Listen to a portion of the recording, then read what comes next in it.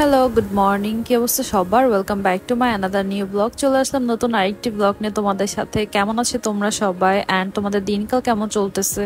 আর তোমরা কে কোথা থেকে আমার ব্লগ দেখতেছো সবকিছু কিন্তু অবশ্যই কমেন্ট করে জানাবা। আজকে অনেক অনেক বছর পর নাস্তা খাওয়ার জন্য ভাত ভাজি করতেছিলাম। নর্মালি তো বাইরে থেকেই খাবার দাবার খাওয়া হয়। বাসায় লেফট ওভার ভাত ছিল, সো আজকে ভাবলাম যে বাইরের নাস্তা না খেয়ে আজকে ভাত ভাজি করে ফেলি। আর ভাত ভাজি তো ছোটবেলা থেকেই অনেক বেশি ভালো লাগে। যখনই কোনো কিছু খাওয়ার না থাকে নাস্তায় তখনই এটা করে ফেলতাম। অনেকদিন পর যেহেতু খেয়েছিলাম, সো খেতেও অনেক বেশি মজা লাগছিল। এরপর একটু চা খেয়ে নিচ্ছিলাম। আর আজকে অনেক লেট করে চা খাওয়া হয়েছে। চা খেতে খেতে আমাদের অলমোস্ট 1টার মতো বেজে গিয়েছিল। আর তখন আমরা ডিসাইড করলাম যে পুরান ঢাকার ওই সাইডটাতে যাব একটু। আমাদের টুকিটাকে একটু কাজ ছিল, এর মধ্যে আর যেতেই পারতেছিলাম না। আর আমরা প্ল্যান করি ঝটপট করে রেডি হয়ে বের হয়ে গেলাম। আর আজকে বের হয়ে দেখলাম ভালোই জ্যাম ছিল। আমি না অ্যাকচুয়ালি বুঝি না, আমি যখন বের হই তখনই কি রাস্তায় এত জ্যাম থাকে নাকি নর্মালিও অনেক জ্যাম থাকে। যাই হোক, আমরা জ্যাম কাটাতে কাটাতে এখানে চলে আসলাম, মানে বিসমিল্লাহ টাওয়ারের এখানে। আমাদের এখানেই মেনলি কাজ ছিল। এখানে কাজ শেষ করে দেখলাম যে হোম ডেকোরের অনেক কিছু এখানে পাওয়া যাচ্ছে। তো ভাবলাম যে এখান থেকে কোনো কিছু নেওয়া যায় নাকি।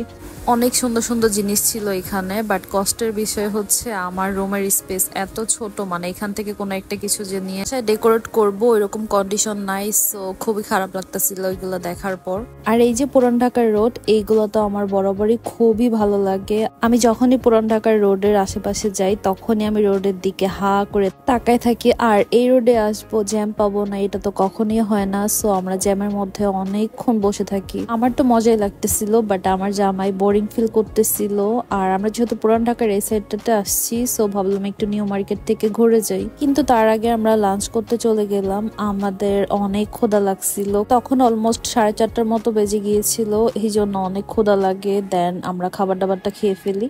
আর আমি নিউ মার্কেটের এখানে আসলে সব সময় এই সবগুলাতে চলে আসি, মানে 100 টাকা করে যে জিনিসগুলো পাওয়া যায় এখান থেকে মাঝে মাঝে খুঁজে খুঁজে অনেক ভালো জিনিস পাওয়া যায় আর দেখতে অনেক কিউট লাগে। বাট এবার গিয়ে দেখলাম যে কালেকশন আগের মতোই সিমিলার আছে। সো তারপরও আমি এখান থেকে অনেক কিছু নিয়ে আসছিলাম এবার।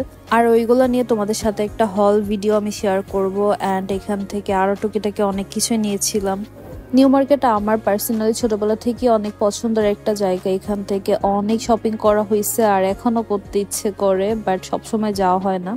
এই ঝুড়িগুলো অনলাইনে অনেক দেখা যায়। আমি ভাবছি এখান থেকে একটা নিব, বাট আমি মানে গিয়ে দেখার পর দেখলাম যে এগুলো একটু লো কোয়ালিটির, মানে মান তেমন একটা ভালো না। সো পরে আর নেওয়া হয় নাই। আর আজকে সারাদিন এগুলা করতে করতেই সব সময় শেষ হয়ে গিয়েছিল। আমরা বাসায় ফিরতে ফিরতে অলমোস্ট সন্ধ্যা হয়ে যায়। আর এটাই ছিল আমার একটা ব্লগ। আই হোপ আমার ভিডিও তোমাদের ভালো লেগেছে। Please don't forget to like, comment and share. Bye by.